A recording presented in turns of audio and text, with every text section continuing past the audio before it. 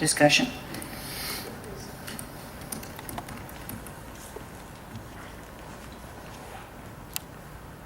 So I have to say we have, and I appreciate the intensity here, because what's important is we have 300 and we're hoping for 500 kids that are going to come out, play, not play inside, not play on video games. So this field is important. The foundation of this field is important. The drainage is extremely important. And we have an old field that we play on. We've made do. This is a beautiful new thing that this city, we're losing kids to San Antonio, to Lavernia, to Poth. So, I mean, the best product that we can give these kids is very much appreciated. And thank you very much for fighting for this. I appreciate it. Thank you. Thank you. Thank you. And this will conclude. Thank you for taking the time to come out. This will conclude our discussion on the Parks Project update.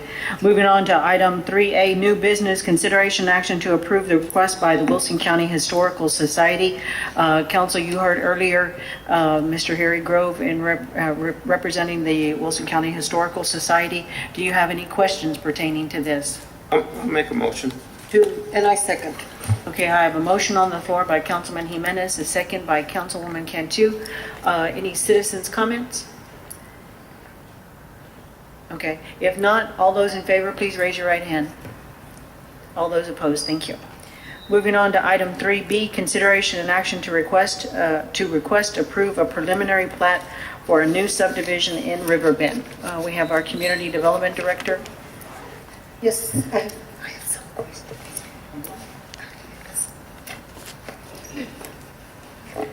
Good evening again. This is a request to approve a preliminary plat. It is not a final, it does not require council signature. It did go to a special meeting June 27th before the Planning and Zoning Commission. They do recommend approval as well. Intrepid, our city surveying and engineer group, reviewed this plan and they are also recommending approval. You should have that letter in your packet. And this, pretty much everything in your packet is what Mr. Kuntz went over, so if you have any questions, I won't go over everything again. Okay, I think I had a question, yes. Yes, Ms. Riley, on page 3. I'm not sure what, I don't have the exact packet you have, so if you could. Here it is.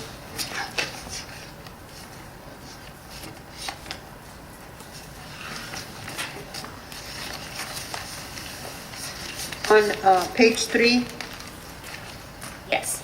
Article 1, it says on 1.1, can you explain that one, 1.2, where the fees and changes to be paid by owner? I don't have that. That's in the development agreement. Are you, yeah, is that page 3 in the packet or the development agreement? 3 of 17. Okay, the city approved development agreement? Yes. 317, yeah.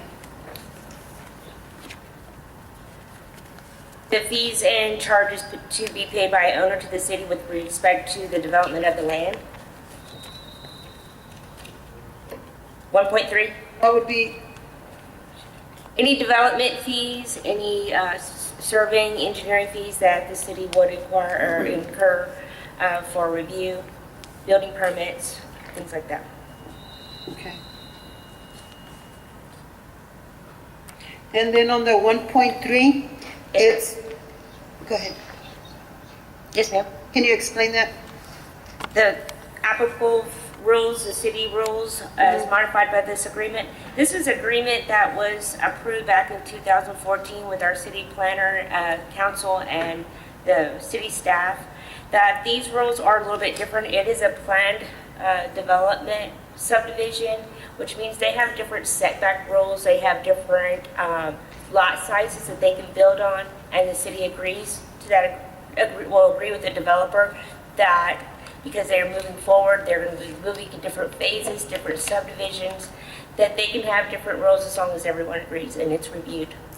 Like on the taxes, they will be, is that what it means? I Like, don't deal with the taxes part of it. No, this is this area is a TIF area, and so those taxes have been related back to pay the debt when they did the TIF. okay, that's fine. Yes. And, but then they'll pay for the water and the sewer and They have connections, and so the TIF was to actually pay for the infrastructure of this property, and that was, it went bankrupt twice, but that was back in, I think, '09 or '08. And so those infrastructure things are done. So if a new house is built someplace else, like in North Crest, there's a connection fee, but there's a permit fee they have to do for each and every permit.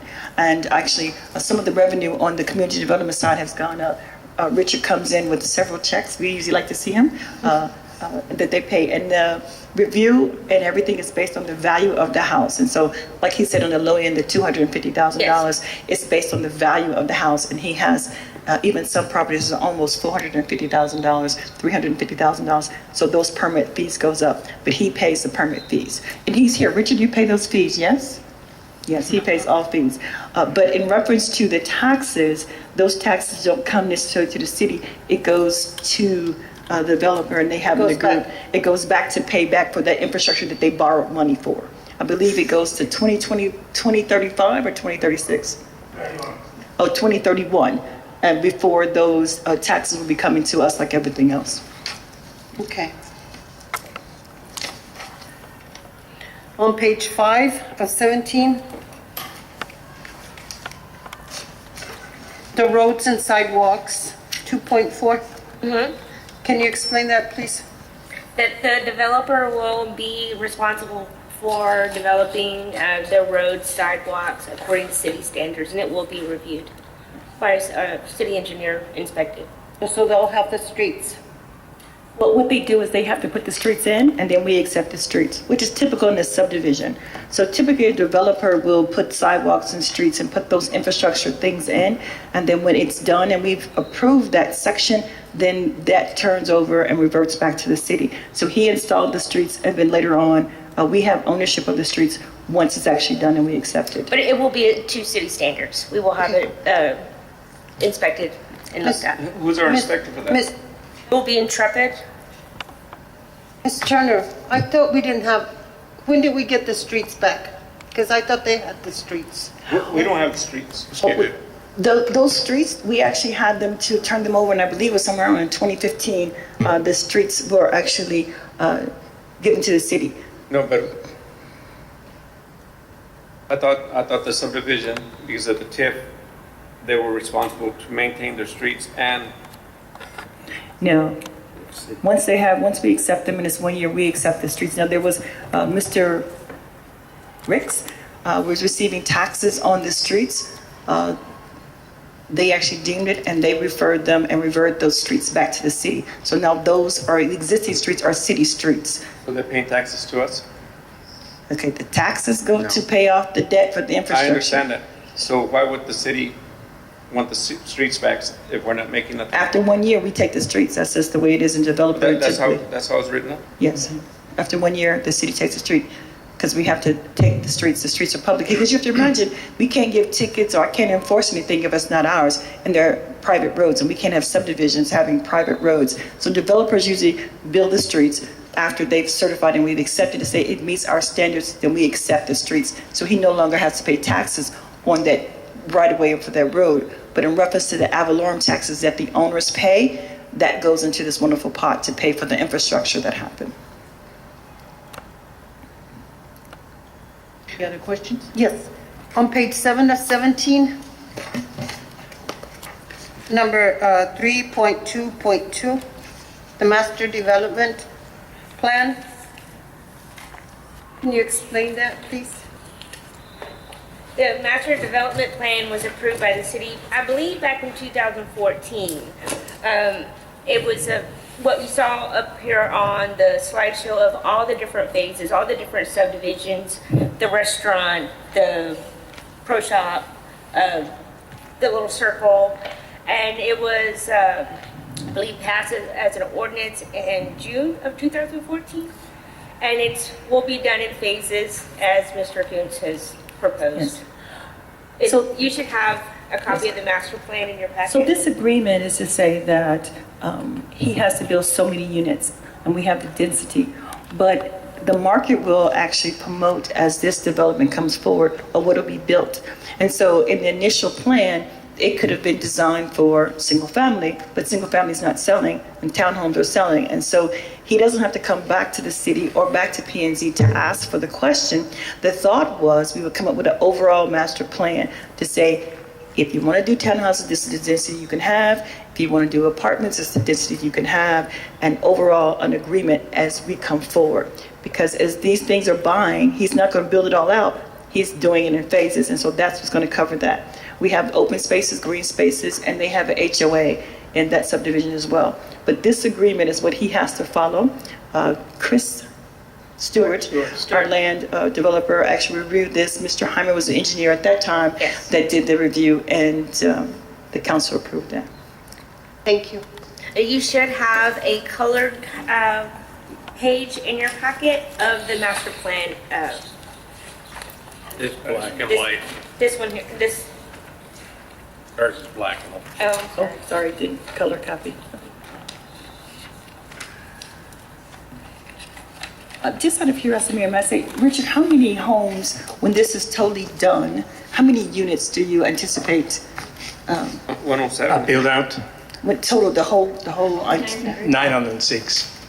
when you're So all, what the developer agreement basically does, you have mutual obligations and rights. So what the developer kind of wants to do with the developer agreement is have planning security. So the developer has to know how many units he can build, what kind of units he can build, and what the maximum amount of units, the height, the width of the lots, size of the houses, etc. So for us, this is a 15, 20-year project. So you need to know that, the city or whoever is not going to change the rules down the road. That's the developer part. And the city part, what the city needs to know at an early stage, at the beginning, is for how much utility, they have to provide. So the obligation on the city side is, if I come in now and say, I want to build 107 new lots, the city has promised in the developer agreement that, yes, we have capacity for water, wastewater, and Phelps for power. So we have the capacity to serve another 107 lots. And so for them, all we have to do basically, like we do now, I come to the city and say, so we have 156 lots on the ground, they're almost finished. We're building another 107, do you have the capacity? And, if they didn't, we wouldn't build it and the city wouldn't allow it.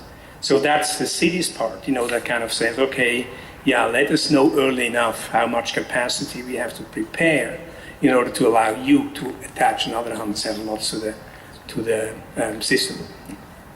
And the question about, how the public roads becoming public when they're privately built. So the rule here in Floresville, and it's kind of different in every city, the rule here is the developer builds with his money, or his and the bank's money, the infrastructure. The city, when it's done, basically, we have another meeting, and your engineer, who basically inspects our construction, confirms that the construction of the infrastructure has been done according to the approved plans. Then we come back to the council approves the final plat, which basically is the legal background of each lot to be able to be sold to an individual homeowner.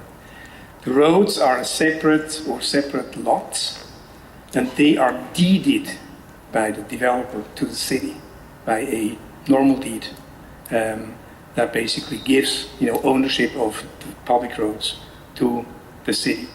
And at the same time, we apply for the roads being tax exempt because it's city ownership, so you don't pay taxes. As long as we own it, we would have to pay taxes, which wouldn't make sense. So, and then once the ownership of the infrastructure goes over to the city, the city takes over maintenance of the roads, like you maintain all your other public roads. There's only one exception if you do, normally if you do a gated community, where you have a gate at the beginning and only the owners can access, usually the city requires that these roads remain private. What this means is basically that the homeowners, instead of paying $300 a year of HOA fee, they pay $2,000 because you need a road maintenance fund in case you have damage to the road, and the city is not going to fix it, but the owners have to fix it. So usually, you don't gate roads because they then become private. Councilman Jimenez, did you have another question? Yes, we're okay with the sewer, but where are we at with the water? Right now, we're okay with the water, but this is, this particular subdivision works off of the Plaza Well. And, we're having some difficulty with that right now. And so that's why it's earnest that we actually address that issue. And now we're bringing that back to you later on in August. We'll be back to talk about that next phase. But that's why it's so We're important really for us to good with get the that sewer well plant, going. and we could go a lot. Sewer plant I'm good on. The water we're going to have to work on. And this subdivision does work off of Plaza Well. Councilman Ortiz? Thank you, Madam Mayor. And you mentioned a number, 900? I don't know, 6. 906. And there's criticism on this sewer plant, that why we built it. This is the reason why we done that. For the investors to come in, businesses to come in, so we could supply them. So if we still had that old plant, there's no way growth would come to the city of Floresville. There's no way, none. This is the reason why council members had a vision to build this plant. That's exactly why. Because of homes as yours. Yeah, and I think, the original developer came in 15 years ago, 16 I years ago. remember him. And they wouldn't have come in if they didn't, have the assurance that you have all the water, wastewater Exactly. capacities in the city. Nobody would have built a golf course out here. Nobody. No. And I just want to put this to rest. I mean, for those that oppose it and complain about it, it's done. It's better for the city to stop it, and let's move on. Thank you, sir. Thank you, Madam I Mayor. agree. Okay, any other comments or questions? Thank you. Any citizens' comments? I'll make a motion to approve it. Okay, I have a motion on the floor to approve the request for a preliminary plat for a new subdivision in Riverbend. Do I have a second? Second, Madam Mayor. Seconded by Councilman Ortiz. All those in favor, please raise your right hand. Thank you. It does pass 5-0. With no other business on our agenda, this meeting is now concluded at 7:29. Thank you.